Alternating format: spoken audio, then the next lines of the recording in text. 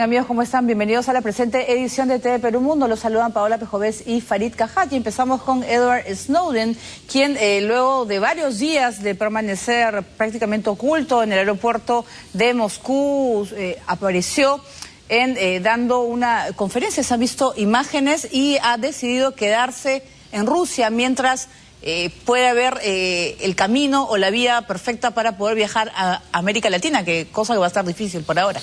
¿Cómo está, Farid? ¿Qué tal? Buenas tardes.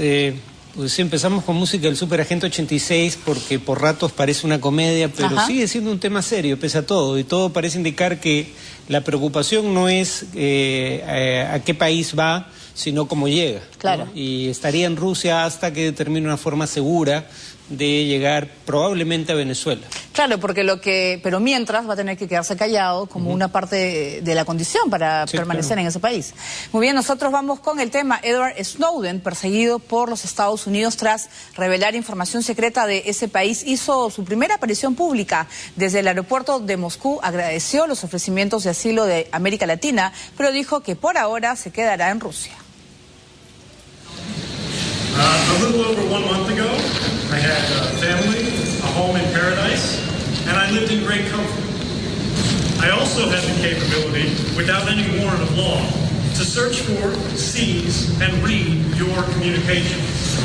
Anyone's communications at any time. Aunque estaban prohibidas las fotos y la grabación de videos en su conferencia de prensa, Edward Snowden ha podido ser captado por una cámara de celular. 19 días después de llegar a Rusia y permanecer escondido al mundo en el aeropuerto de Sheremétivo, se ha dejado ver acompañado de representantes de ONGs, entre ellos Sarah Harrison de Wikileaks.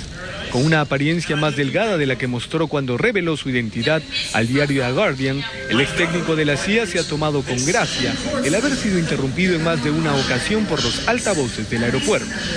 Aún así fue claro en sus palabras, dijo que la decisión moral de hacer público el espionaje que afecta a todos ha tenido un precio, pero era lo que había que hacer y no se arrepiente. Snowden explicó también que pediría asilo en Rusia hasta que pueda volar a América Latina, donde varios países le han ofrecido refugio. Asimismo, se ha comprometido a no dañar los intereses de los Estados Unidos, según el diputado ruso Vyacheslav Nikonov. En su comunicado, Snowden agradeció a Rusia, Venezuela, Bolivia, Nicaragua y Ecuador, entre otros, y lamentó que algunos países europeos hayan conspirado en el impasse diplomático con el avión del presidente Evo Morales. El gobierno norteamericano de inmediato acusó a las autoridades rusas de facilitar una plataforma para la propaganda a Snowden por permitirle quedarse en el país. Ofrecerle una plataforma de propaganda al señor Snowden no se corresponde con la neutralidad que Rusia había prometido. La Casa Blanca también anunció que el presidente Barack Obama hablará con su homólogo ruso Vladimir Putin. En tanto, la alta comisionada de la ONU, Navy Pillay, ha afirmado que el ex analista de la CIA tiene derecho a solicitar asilo y debería ser protegido por haber revelado información que atenta contra los derechos humanos. Muy bien, vamos a ver cómo terminan también las relaciones entre Rusia y los Estados Unidos. El Departamento de Estado norteamericano esperaría que el Kremlin le responda sobre si entrega o no a Edward Snowden, que al final eso me imagino que es lo que puede temer. Aunque ya ha indicado el gobierno ruso que está dispuesto a concederle el asilo bajo determinadas condiciones que Snowden ha aceptado.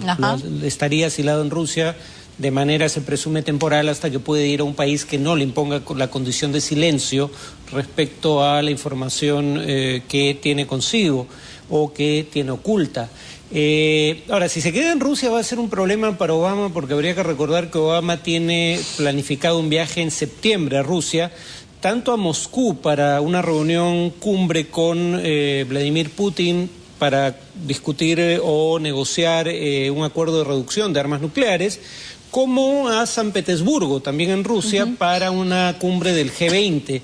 Y entonces, lo último que quiere Obama, presumo, es que cuando él llegue a Rusia, Snowden esté libre en ese país, y aunque Snowden no esté revelando secretos en ese momento, la atención de los medios inevitablemente se va a centrar en la coincidencia de ambos en el mismo país.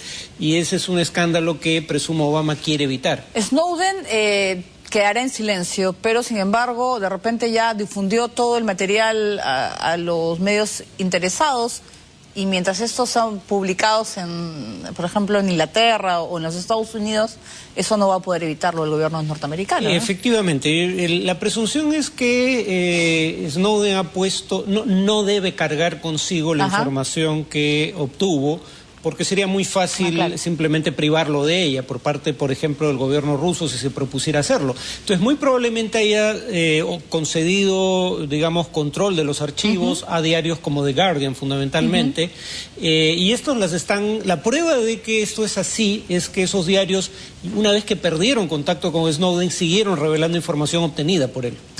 Muy bien, nosotros vamos con otros temas. En el Uruguay, el Mercosur advirtió nuevamente a Paraguay en el bloque comercial en torno al impasse diplomático del presidente Evo Morales. Los países miembros decidieron llamar a consulta a sus embajadores en Europa. Paraguay fue admitido nuevamente en el Mercosur luego de que fuera suspendido por la destitución de su presidente Fernando Lugo el año pasado. Los presidentes de Argentina, Brasil, Uruguay y Venezuela decidieron su regreso al bloque comercial a partir del 15 de agosto, cuando asuma el nuevo mandatario paraguayo, Horacio Cartes. Sin embargo, los miembros insisten en que el país debe aceptar el ingreso de Venezuela al Mercado Común del Sur, acto que no fue ratificado por el Congreso del Paraguay. En torno al impasse sufrido por el presidente Evo Morales en Europa, el Mercosur tomó la siguiente medida. Citar a los embajadores de España, Francia, Italia y Portugal acreditados en nuestros países a efectos de ponerlos en conocimiento de la presente decisión. Convocar en consulta a los embajadores acreditados en los países europeos involucrados para que informen sobre los hechos ocurridos. Presentar de forma coordinada por la presidencia pro tempore una nota formal de protesta a cada uno de sus países, demandando explicaciones y las correspondientes excusas por la situación sufrida por el presidente Evo Morales. Esa ha sido, de momento, la respuesta diplomática conjunta de todos los países del Mercosur.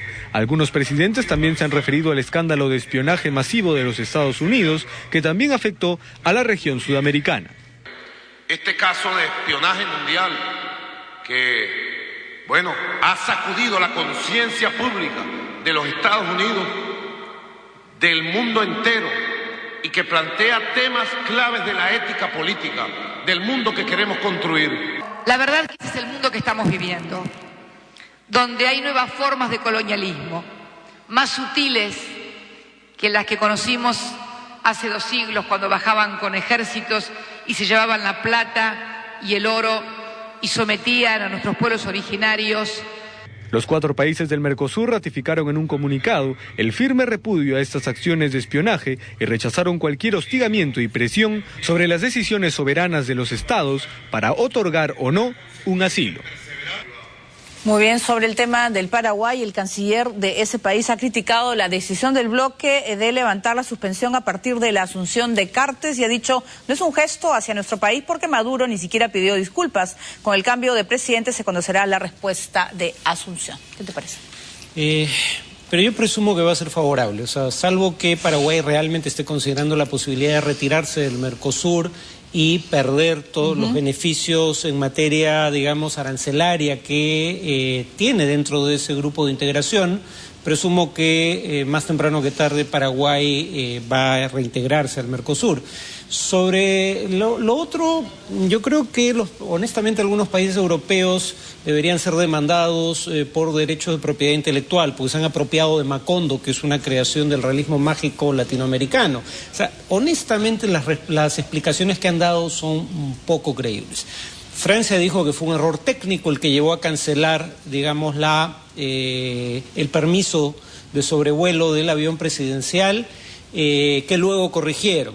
Bueno, si fuera solo Francia, sería, digamos, extraño, pero plausible. Pero luego Portugal dice que admite que retiró el permiso para volar espacio aéreo portugués, pero que luego lo restableció.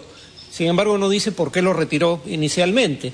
Y en el caso de Italia dice que lo retiró porque el avión presidencial cambió su ruta de manera inconsulta, pero digamos, dadas las circunstancias, no fue su decisión. Y en el caso del embajador español en Viena, aparentemente, según la versión del presidente Morales, quería tomar un café con el presidente Morales, pero dentro de su avión, como tratando de determinar quién estaba ahí. Entonces, y que eso no era un intento de espiar, digamos, el avión. Entonces, la verdad es que esas explicaciones son dignas de países tercermundistas a los que suelen referirse despectivamente en capitales europeas, ¿no? Pero al final, ¿qué pueden lograr con el retiro de los embajadores en consulta? Porque al final ya pasó 12 días. Es un tema que, por lo visto, para los países involucrados europeos poco les importa. Entonces, ¿qué va a pasar con Evo Morales? Porque él dice que no le guarda rencor, pero sus actitudes dicen otra cosa. No va a pasar mucho, salvo el hecho de que sí es importante dejar en claro de que esto no es admisible como precedente, y de que las explicaciones dadas son francamente poco convincentes. Muy bien, ¿hay un tiempo que tú puedes retirar a tu embajador en consulta? Lo puede hacer cuando quieres, literalmente. Y además, que lo retires en consulta no quiere decir, o sea, que lo llames a consulta no quiere decir que lo estés retirando de manera definitiva. Van a regresar eventualmente.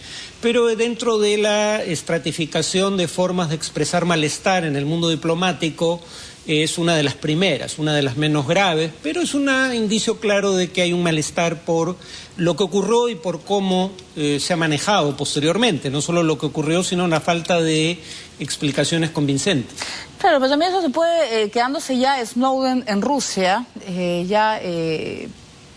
liberando un poco de la carga también a Bolivia, Venezuela y los países de Latinoamérica, ¿no? Donde se esperaba se iba a asilar este ex técnico de la CIA, ¿no? También eso podría mejorar un poco la situación.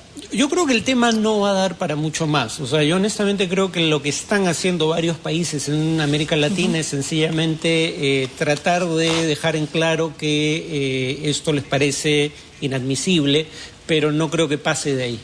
Muy bien, nosotros hacemos nuestra primera pausa del programa y vamos a contarles luego de la misma que en su día a celebrar su 16 cumpleaños, la joven pakistaní Malala habla en la sesión de la ONU. Y también vamos a contarles que un niño palestino de apenas 5 añitos fue arrestado por tirar una piedra a militares en Israel. Volvemos.